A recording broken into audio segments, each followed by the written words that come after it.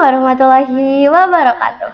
Waalaikumsalam warahmatullahi wabarakatuh. Halo semuanya, selamat datang kembali di MPK Talk bersama aku Jiansa yang akan nemenin kita pada episode kali ini. Nah, sekarang kita akan ngebahas tentang sesuatu yang paling deket nih sama siswa, tapi selalu bikin kita deg-degan. Yap, aturan sekolah. Dan di sini aku gak sendirian nih. Ada Bude Nur Aida SAG dari Wakase Kesiswaan yang sering kita akrab dipanggil Bunde. Halo Bunde. Halo Jansa. Oke Bunde, kita mulai dari topik yang kayaknya paling sering jadi perdebatan nih tentang seragam sekolah nih. Kadang siswa tuh mikir, kenapa sih harus seketat itu? Kaos kaki salah sedikit langsung ditegur, atribut kurang dikit langsung ditarik. Menurut Bunde, aturan seragam tuh seberapa penting sih? Ya, sebelumnya Bunda ucapkan makasih ya buat MPK telah mengadakan podcast Podhub seperti ini, karena ini mungkin akan lebih dekat ya dengan anak-anak, dengan murid SMK 1. Jadi mungkin sangat penting sih dari kesiswaan juga untuk bisa mensosialisasikan sebenarnya apa sih pentingnya tata tertib ataupun kedisiplinan gitu buat kalian sebagai siswa khususnya di SMK Negeri 1 Kota Tasikmalaya. Nah, untuk pertanyaannya nih, kita langsung ke seragam ya.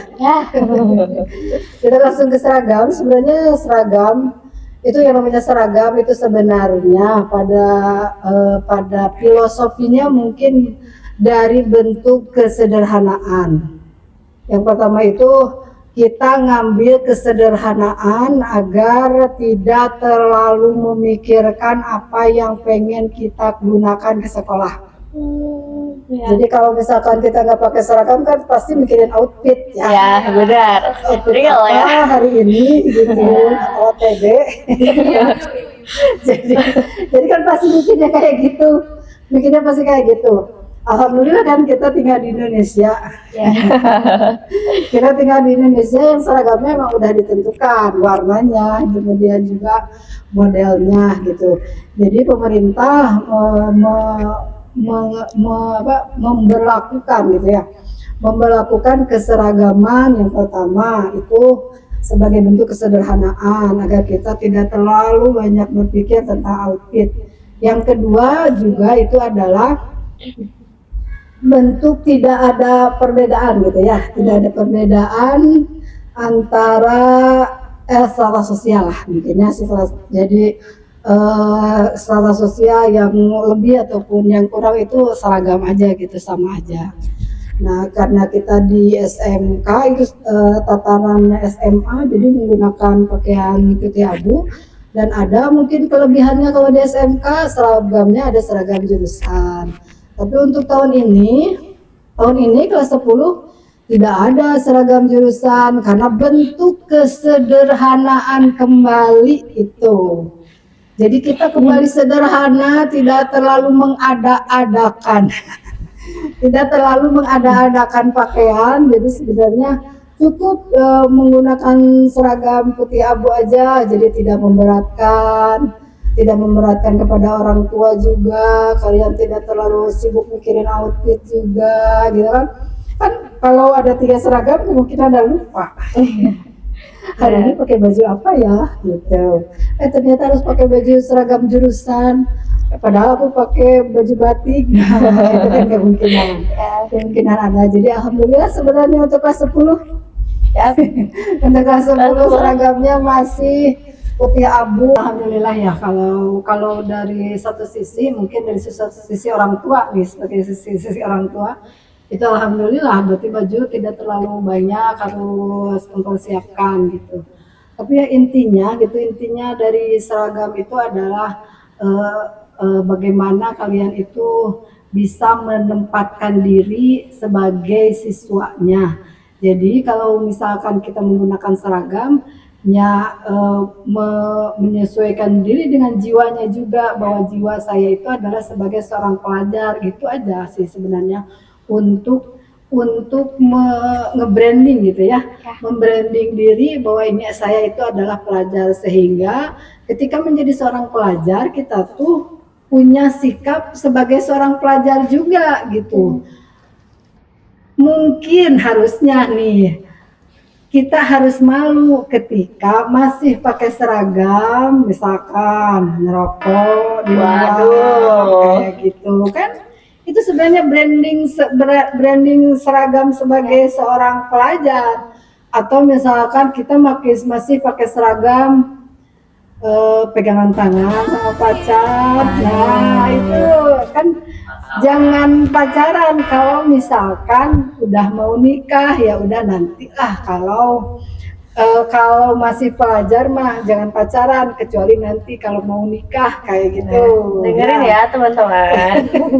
Itu sebagai branding asalnya kalau baju itu. Jadi ketika pakai baju seragam sekolah SMK atau mau SMP atau mau SD, nah branding diri kita sesuai dengan pelajar sekolah tersebut. Jadi mungkin itu yang menjadi satu filosofinya gitu ya. Filosofinya itu intinya seragam itu adalah gitu untuk nge-branding jiwa kita, sikap kita menjadi seorang pelajar.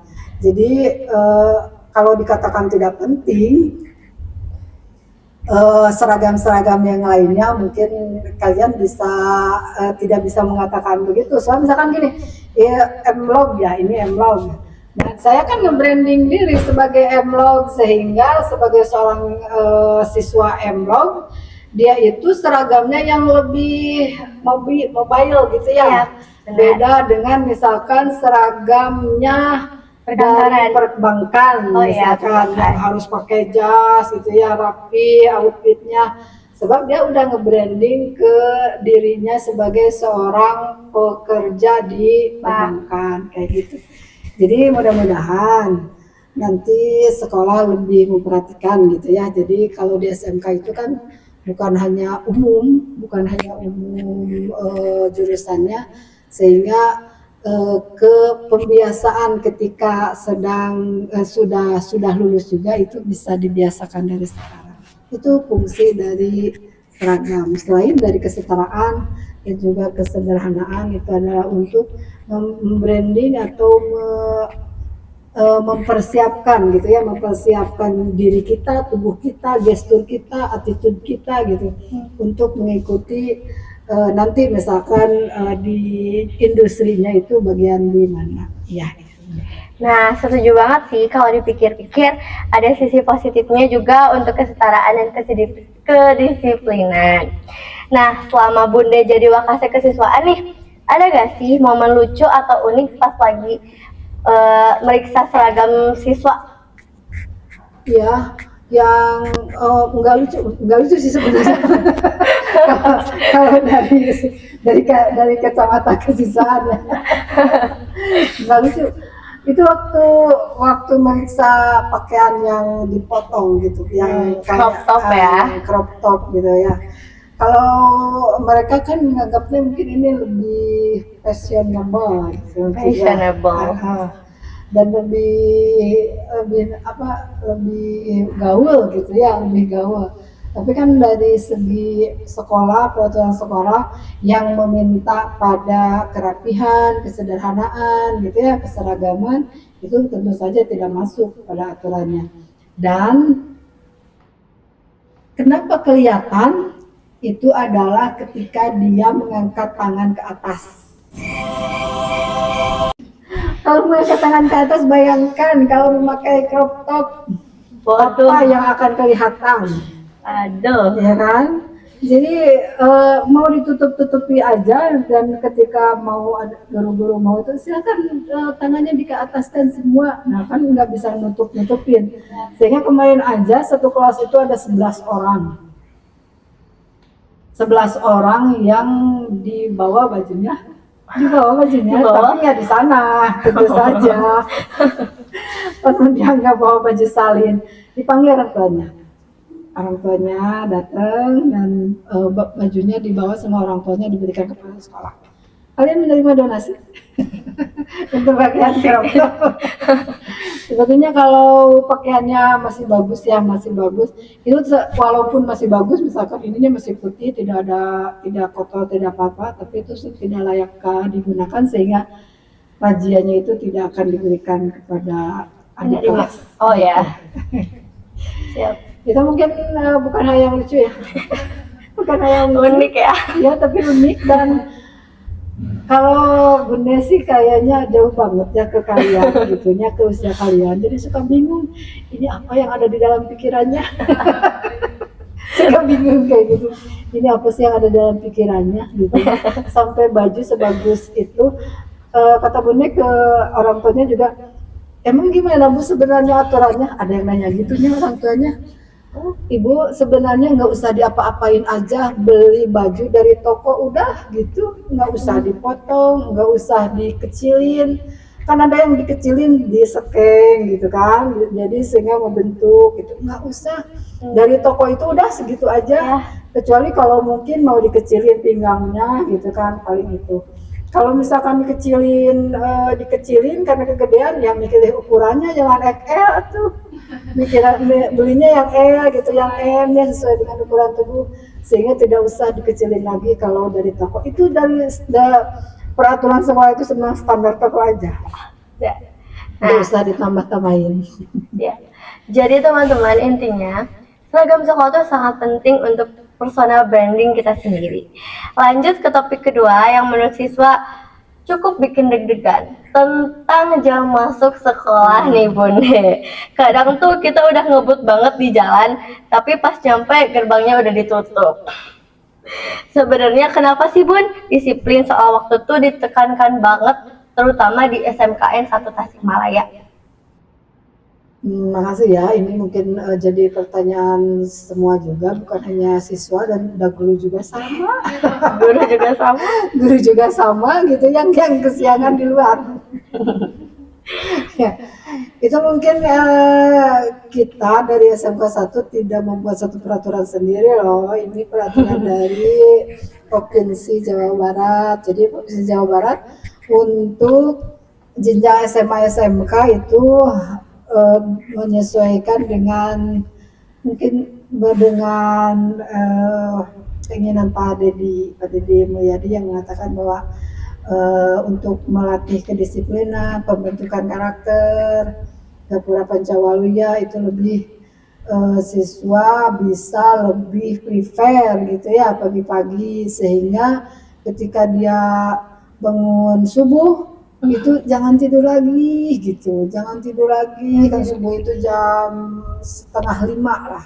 4:30 itu sebenarnya kalau tidur lagi yakin bakal kesiangan, tapi kalau langsung beresan buku, misalkan mandi, itu pasti akan sangat cukup untuk persiapan ke sekolah.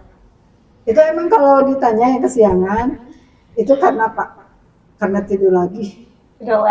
Karena tidur lagi habis salat subuh. Jadi emang bangunnya kesiangan. Terus kenapa harus 6:30? Itu belajar untuk disiplin. Jadi yang namanya waktu, setiap menitnya, setiap detiknya itu sangat berharga.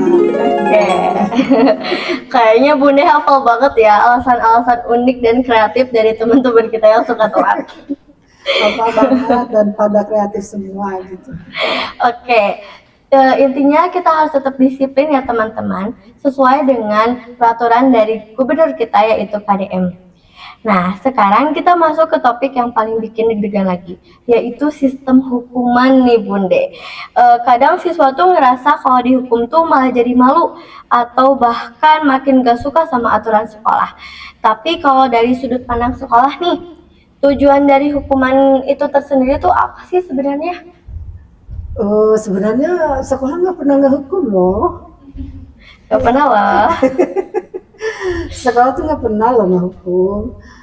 Itu bukan hukuman. Apapun yang dilakukan di sekolah itu adalah skenario pembelajaran. Apakah itu pembelajaran secara akademik ataupun pembelajaran dalam pembentukan karakter. Jadi misalkan kalau kita kesiangan ya, Ini nggak ada hukuman sama sekali, nggak ada hukuman, Sama sekali. nggak ada hukuman sama sekali. Itu cuma menjadi piket sekolah. Kan kalau di jadwal, kalau di kelas juga kan ada jadwal ya, ada jadwal piket itu di setiap hari gitu. Itu kan hukuman kan? Bukan hukuman, itu adalah pembelajaran agar kita bisa cager. Cager itu damang, bersih. Dan salah satu indikator cager itu adalah kebersihan. Baik kebersihan diri maupun kebersihan lingkungan.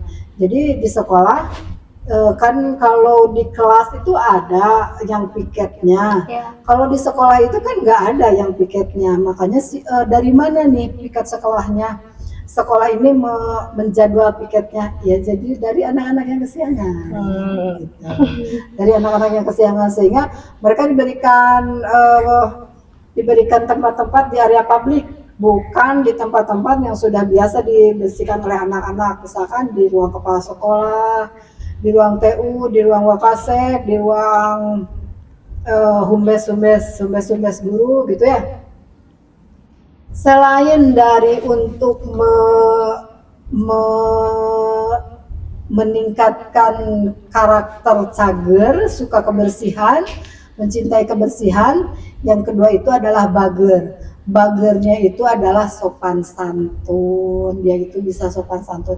Kan ketika masuk ke ruang kepala sekolah mungkin dia harus bicara dengan sopan, terbiasa. Assalamualaikum Bapak punten abdi kebagian piket dinten ayeuna ku kepala sekolah ge moal ditaros kunaon make piket mah.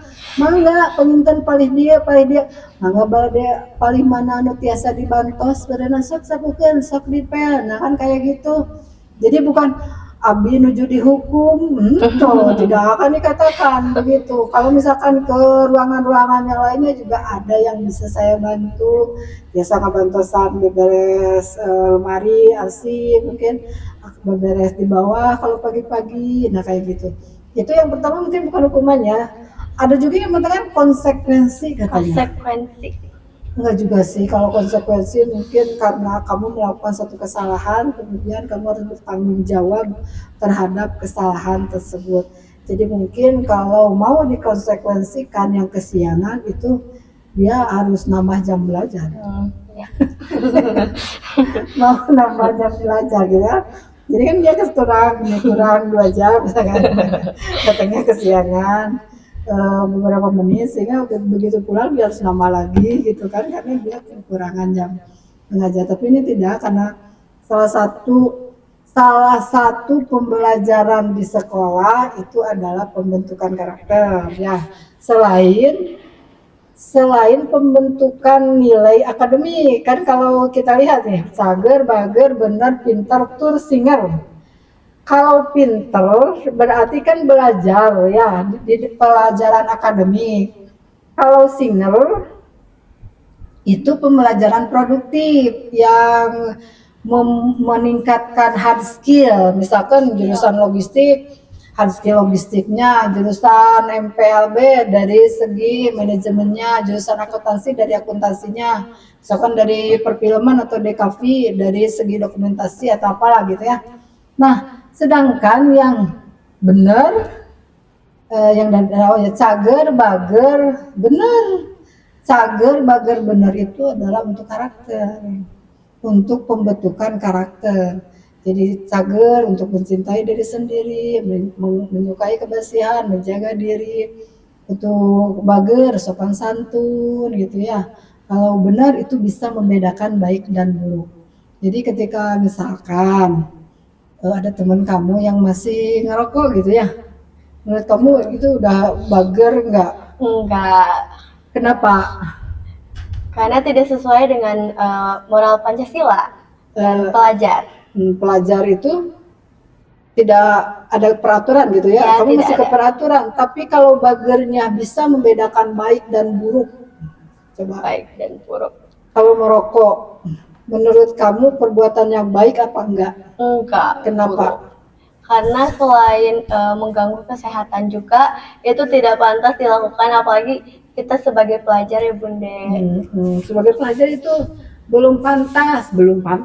Ya. Karena apa? kan beli rokoknya masih dari orang tua gitu ya, masih dari uang orang tua. Apalagi kita punya tubuh itu investasi jangka panjang. Masa umur berapa sekarang? 17. Ya, 17. 17 tahun paru-paru udah diasapi asap rokok misalkan. Nah, bagernya dia itu masih harus diperbaiki. Sifat bagernya, bager itu bisa benernya ya. Sifat benernya bisa membedakan baik dan buruk, berarti harus lebih ditingkatkan. Bisa membedakan ini boleh dilakukan dan ini tidak boleh dilakukan. Nah, mungkin dari pembentukan karakter itulah yang harus dibiasakan bagi siswa, itu bisa membedakan ini perbuatan ini baik atau buruk untuk saya sendiri. Nah, kayak gitu. Nah, jadi teman-teman bukan hukuman ya, tapi pembentukan karakter. Betul. Seru banget ya obrolan kita hari ini. Ternyata aturan sekolah tuh bukan cuma tentang larangan atau hukuman aja, tapi sebenarnya ada tujuan baik juga buat kita tersendiri sebagai siswa. Semoga setelah episode kali ini, komunikasi antara siswa dan pihak sekolah bisa jadi lebih enak, lebih nyambung, dan lebih saling ngerti juga. Terima kasih banyak buat Bunde yang udah mau ngobrol dan berbagi sudut pandangnya hari ini. Sama-sama, terima kasih banget. Dan buat kalian juga yang udah dengerin kita sampai selesai, terima kasih dan sampai jumpa di episode MPK selanjutnya. Assalamualaikum warahmatullahi wabarakatuh. Waalaikumsalam. Yeah.